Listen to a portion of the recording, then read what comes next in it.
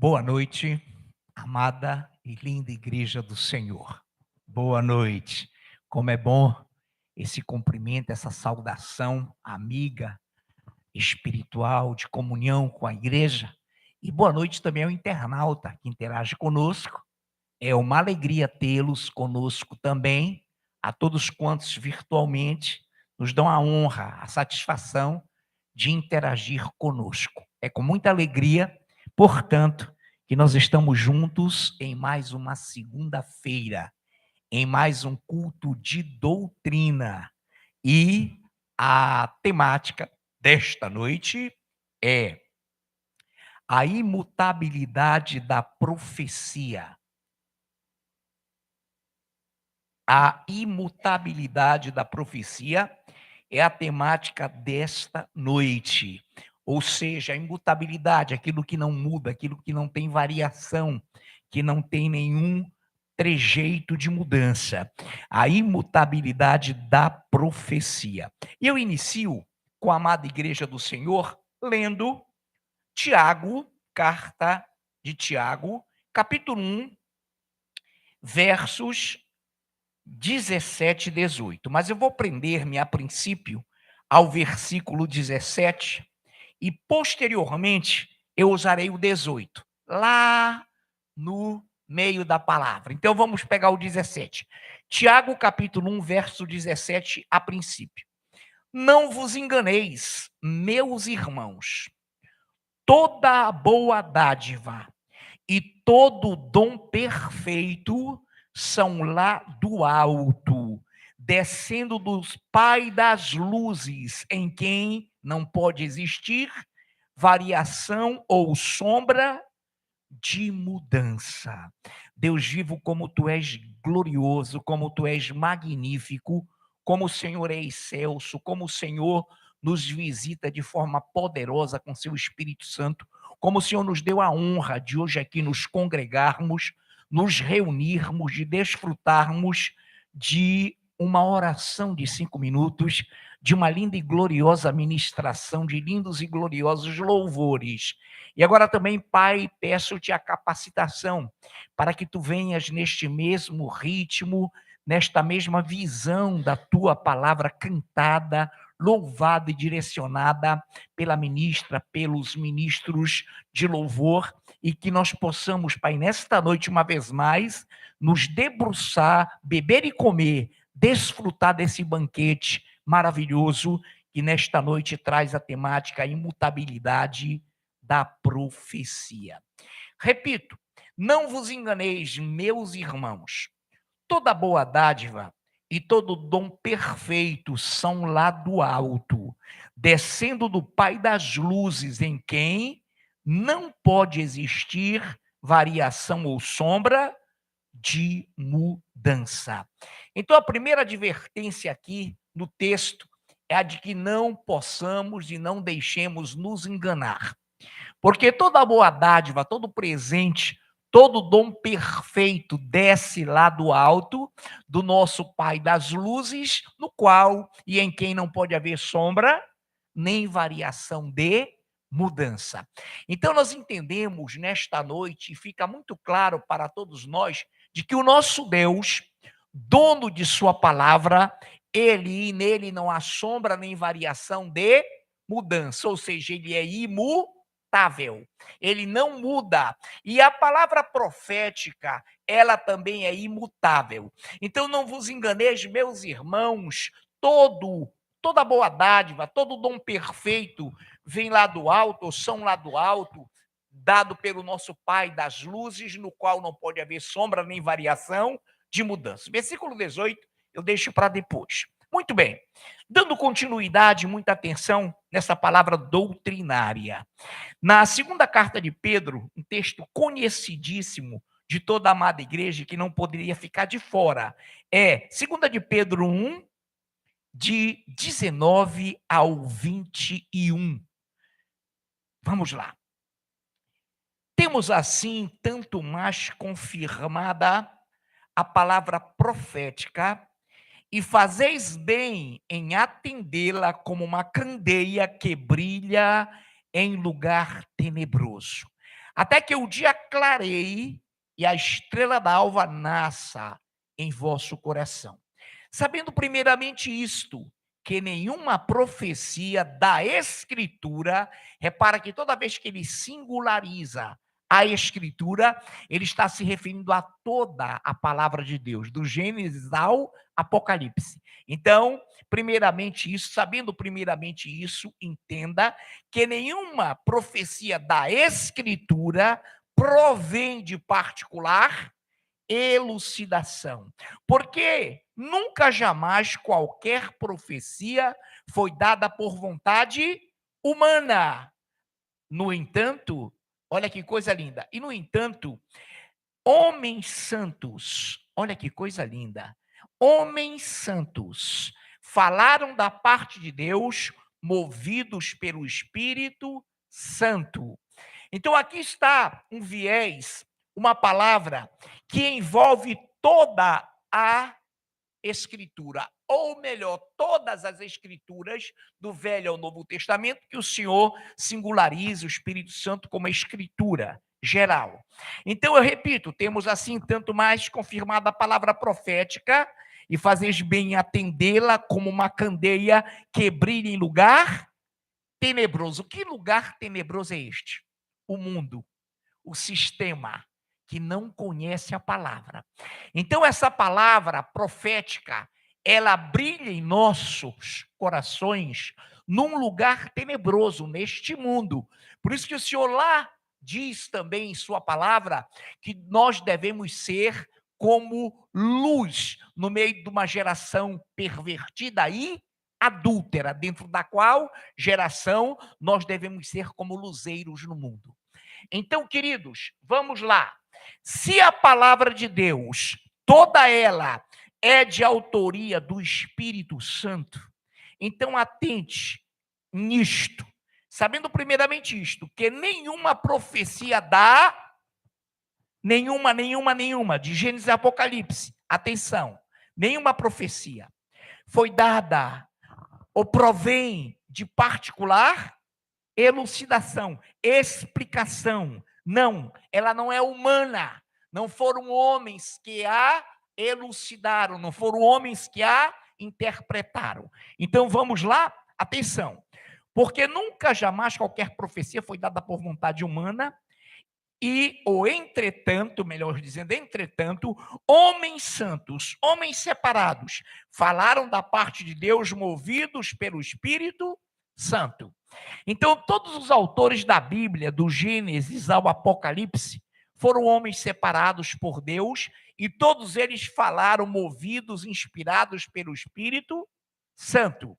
Então, nenhuma profecia da Escritura proveio de particular ou humana interpretação ou elucidação. Então, quem é o autor da Escritura? O Espírito Santo de Deus. E se nós nos apegarmos a ele, teremos a visão de que a palavra é saudável, é maravilhosa. Há uma palavra, e nós não vamos lá agora, só para que depois nós entendamos, eu vou antecipar um pouquinho, em João 5,43. Jesus falou assim: eu vim em meu nome, eu vim em nome do Pai, eu vim por ele, mas outros virão em seu próprio nome, e muitos darão ouvidos a eles. Então, irmãos, quantos homens têm se levantado para interpretar esse livro, para interpretar a Escritura, e como dizia Carla Lobato, na oração introdutória, para tentar enganar, iludir, e muitos são enganados. Então, nessa noite, primeiro ponto, toda a Escritura é de autoria do Espírito Santo. Homens santos, movidos pelo Espírito Santo, falaram da parte de Deus. Então, nele não há sombra, nem variação de mudança. E na palavra dele, que tem o seu caráter, existe sombra e variação de mudança? Não. Até as aparentes contradições, os aparentes paradoxos estão explicitados nela, para que ninguém seja enganado. Até aí, estamos caminhando glorioso com o Senhor glorioso, igreja? O autor dessa palavra. É preciso que você abra. Eu menciono agora Salmos 119, verso 89. Para sempre, ó Senhor, está firmada a tua palavra no céu. Vou repetir. Para sempre, ó Senhor, está firmada a tua palavra no céu. A palavra do Senhor está firmada pelo Espírito Santo dele no céu. Olha o singular, céu. Então, na nossa galáxia, no nosso espaço sideral, ele, o Senhor, deu a sua palavra, ela está firmada não só pelo testemunho da sua igreja, não só pelos homens santos que, movidos pelo Espírito, falaram da parte de Deus, mas ela está firmada no céu. Daqui a pouco você vai ver que firmada no céu significa as hostes que estão neste espaço, que também são anjos, que atuam nos 3 espaços, e você vai ver daqui a pouco que o Senhor vai se referir a esses espaços como posição geográfica, e não como ele está falando aqui, que ela está firmada, ou seja, no céu, o Senhor tem testemunhas da sua palavra. Dando vazão ao que nós estamos trabalhando nessa noite. Em Deuteronômio 4:2, diz algo glorioso. Nada acrescentareis à palavra. Olha que coisa linda. Que vos mando. É mandamento, queridos. Nada acrescentareis à palavra que vos mando, nem diminuireis dela, para que guardeis os mandamentos do Senhor, vosso Deus, que eu vos mando. Vou repetir: nada acrescentareis, nem diminuireis da palavra que eu vos mando. Eu estou sendo bem prático. Para que guardeis os mandamentos do Senhor vosso Deus, que eu vos mando. Nada acrescentareis e nada diminuireis. Onde é que tem uma palavra parecida com essa? Só para que você lembre. Quantos lembram? Apocalipse 19, perdão, ao contrário, 29, 22, 19. Nada acrescentareis à palavra. Aquele que acrescentar, os flagelos desse livro serão acrescentados em sua vida, o que diminuir, idem. Então, repare que Deus está conectando Deuteronômio, confirmando em Apocalipse, a mesma coisa que eu repito. Nada acrescentareis à palavra que vos mando, nem diminuireis dela, para que guardeis os mandamentos do Senhor vosso Deus, que eu vos mando. Aí eu vou frisar só para ficar na tua mente. Apocalipse 22:19. Agora, continuando, aí que vai entrar uma interpretação, e eu quero dizer e repetir o que a nossa presbítera Andriane falou ministrando. Quantos creem que nessa noite você receberá conhecimento extraordinário? Quantos creem que nessa noite você será visitado gloriosamente? Já fomos, já estamos sendo e seremos mais ainda, amém? Através dos louvores maravilhosos, ministração e agora. Então, atenção. Vimos no início que o Senhor não tem sombra nem variação no seu caráter e que sua palavra não provém de particular elucidação. Então, nós estamos acompanhando esse ritmo. E homens santos falaram da parte de Deus, movidos pelo Espírito Santo de Deus. E essa palavra está firmada no céu. E dela nada deve ser acrescentado ou diminuído. Agora, vamos lá? Olha como esse Deus é um Deus maravilhoso. Deuteronômio 30, do 11 ao 14. Porque este mandamento, ele vai tratar agora de mandamento no singular. Porque este mandamento que hoje te ordeno não é demasiado difícil. Não é demasiadamente difícil, não é demasiado difícil. Nem está longe de ti. Olha que coisa linda.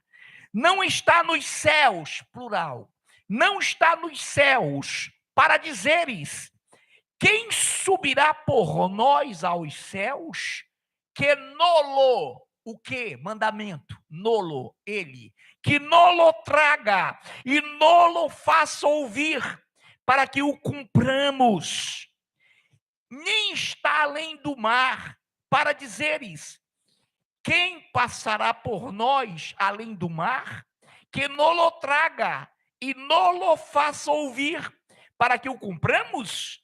Pois esta palavra está muito perto de ti, na tua boca e no teu coração, para cumprires. Ô, glória, aplauda o Senhor. Amados do Senhor, deixa eu lhe dizer algo. A palavra não está geograficamente nos espaços siderais, para que nós digamos, poxa, quem irá lá para trazê-la, ou trazer esse mandamento para nós, que não o traga, que não o faça ouvir. Está no mar, para que possamos viajar e ir atrás? Não, porque ele arremata. Esta palavra está muito perto de ti, na tua boca e no teu coração, para cumprires. O Senhor te deu o Espírito Santo. Quem tem o Espírito Santo aqui? Amém? Então, esse Espírito Santo, que é o penhor da glória de Deus, garante e vai te garantir nessa noite que essa palavra vem dele e que tu tens essa palavra no coração, e que jamais alguém te enganará, porque ele é contigo e nele não há sombra nem variação de mudança, e a palavra dele não depende de interpretação humana. E hoje o Senhor fará proezas como sempre, e tem feito e fará eternamente. Então a palavra não está em outra esfera geográfica, ela está no nosso coração. O Espírito Santo colocou em nós para que a cumpramos, para que possamos vivê-la e cumprir o mandamento no singular, que ele generalizou como um todo. Muito bem. Até aí, a igreja está caminhando. Queridos, então nessa noite, vamos atentar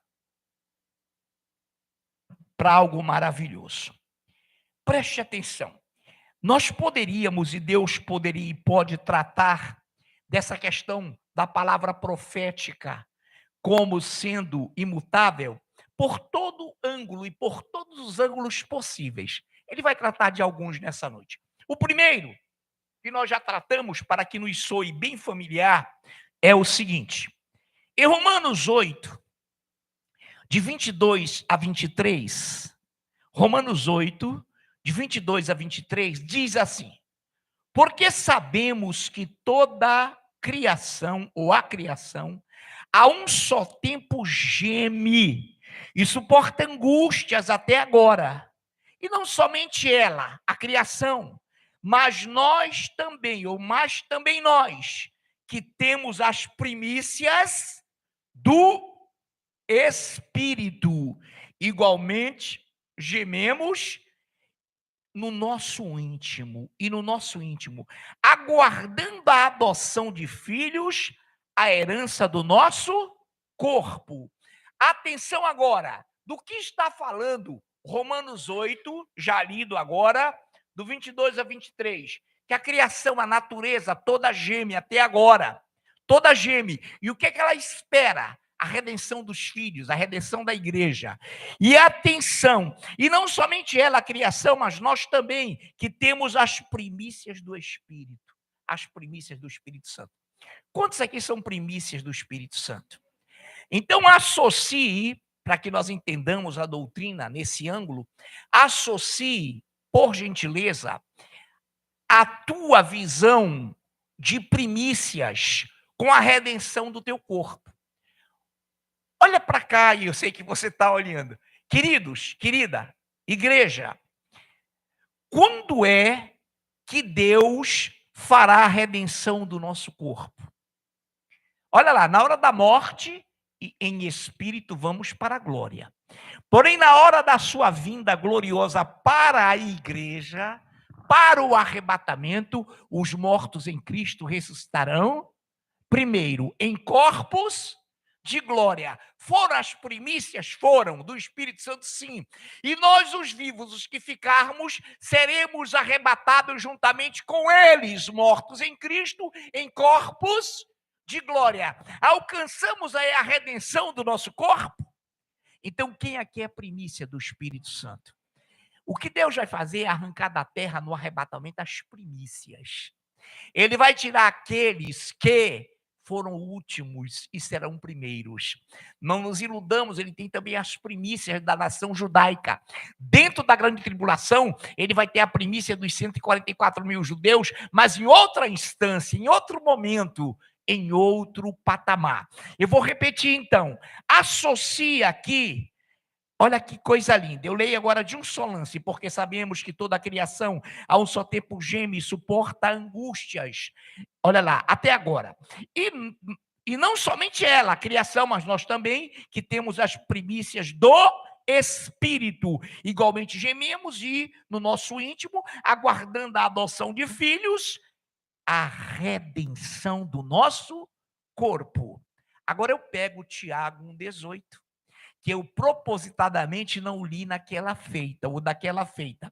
Eu li assim, ó, 1,17, não vos enganeis, meus irmãos, toda boa dádiva e todo dom perfeito são lá do alto, descendo do Pai das luzes, em quem não pode existir variação e nem sombra de mudança. 18, olha que coisa linda, pois segundo o seu querer, ele nos gerou pela palavra da verdade, para que fôssemos como primícias das suas criaturas. Você é primícia do Espírito, você foi gerado pela palavra, essa palavra que te gerou é do Espírito Santo, essa palavra que te gerou não é de interpretação humana, não. Você é primícia do Espírito Santo. E ele vai te colher, e ele vai te levar por ocasião do arrebatamento, primícias do Senhor. Quantos aqui são primícias do Espírito Santo?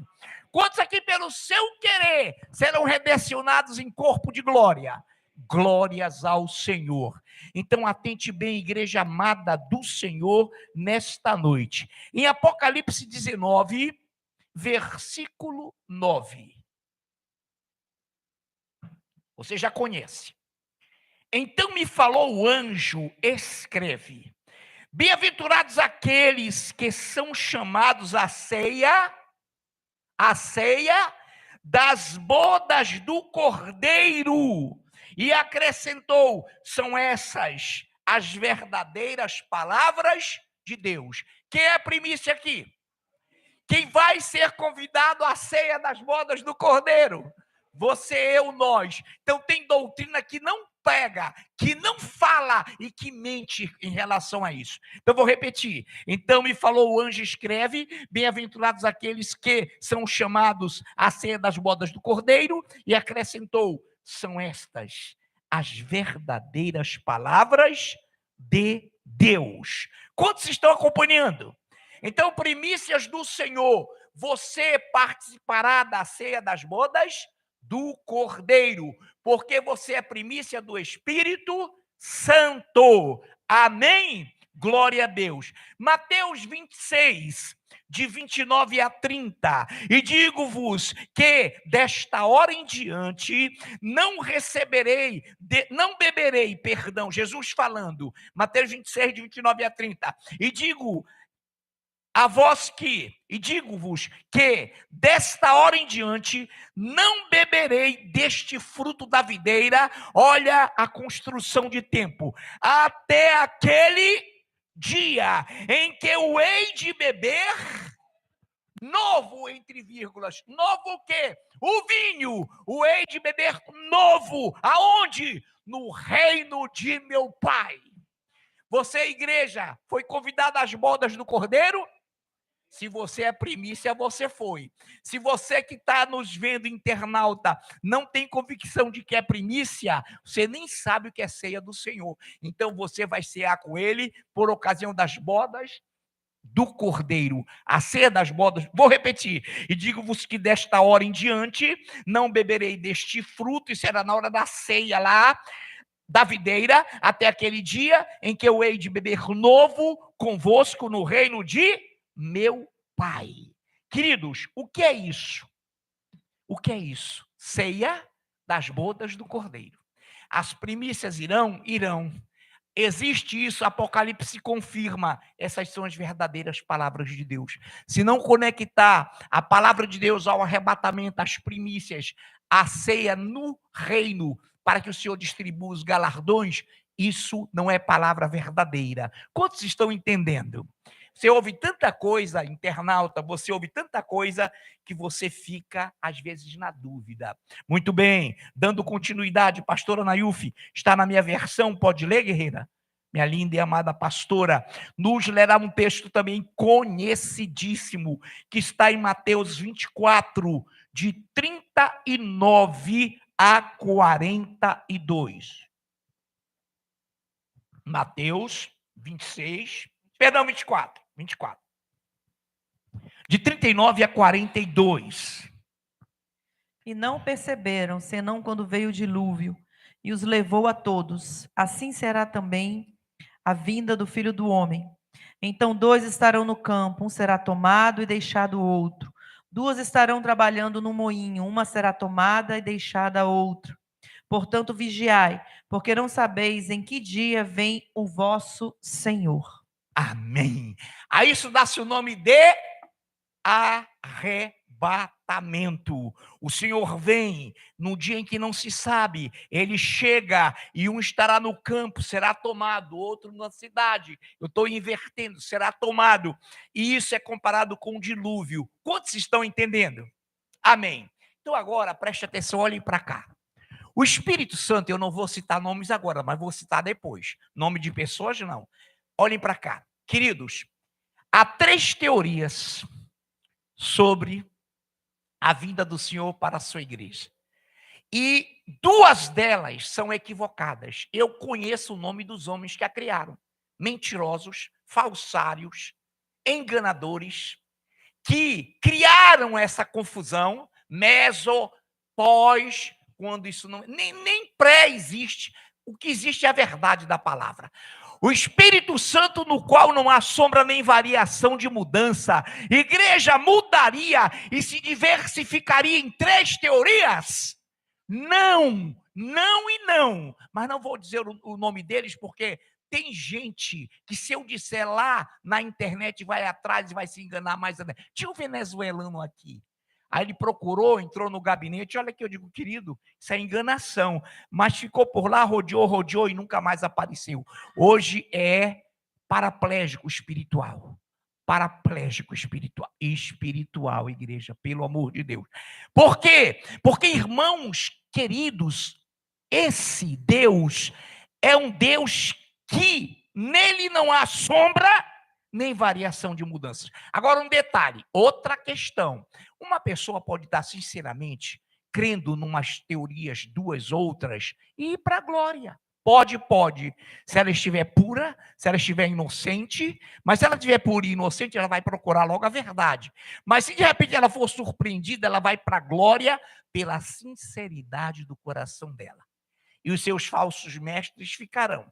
Então, repare bem, mas eu não direi o nome deles, para que o internauta não vá atrás para investigar, porque, irmãos, eles criam uma narrativa e pegam 2 passagens bíblicas para apoiar. Assim o diabo faz, e a Bíblia diz que ele conhece as Escrituras.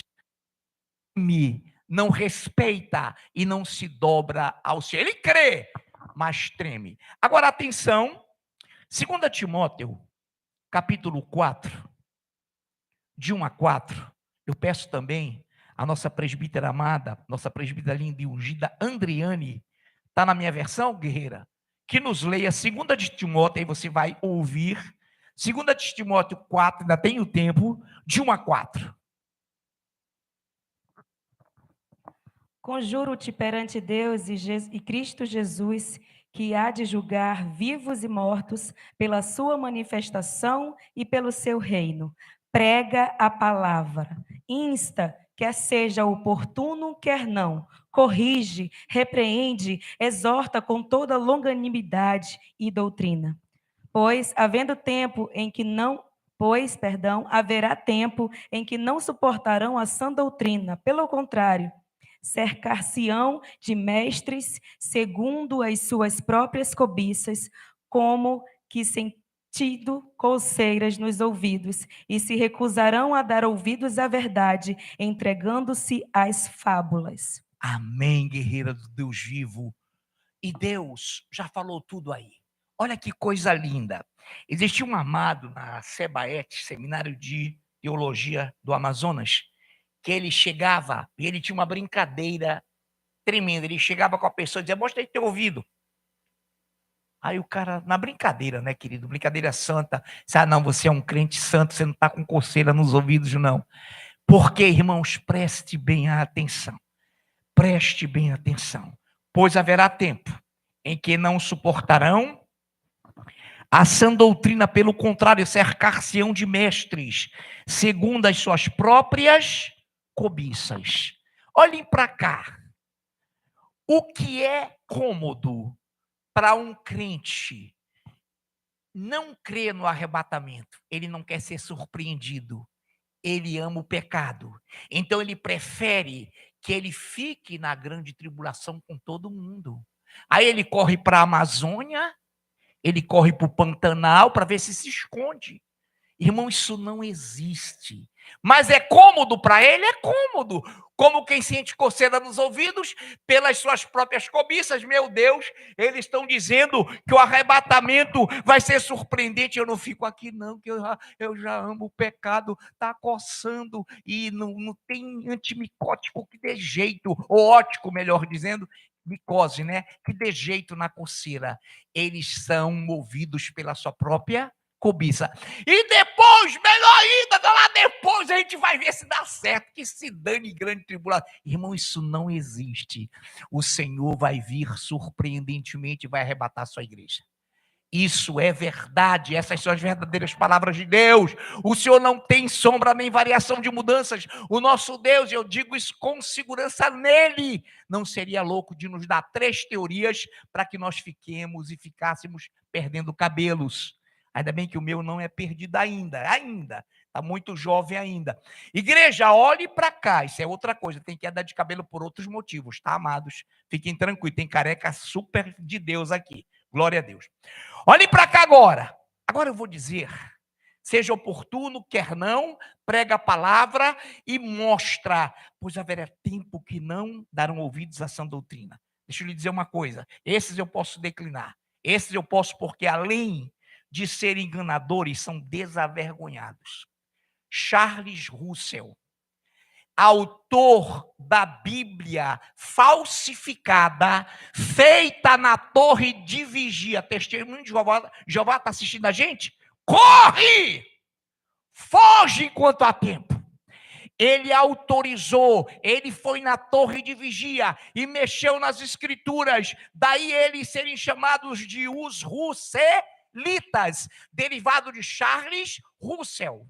Então, irmãos, é uma codificação fora da palavra. É um cidadão que Jesus falou e colocou indiretamente, mas que nós entendêssemos. Se outro vier em seu nome, no próprio nome de Charles Russell, os Russellitas os seguirão, mas não obedecerão à minha palavra.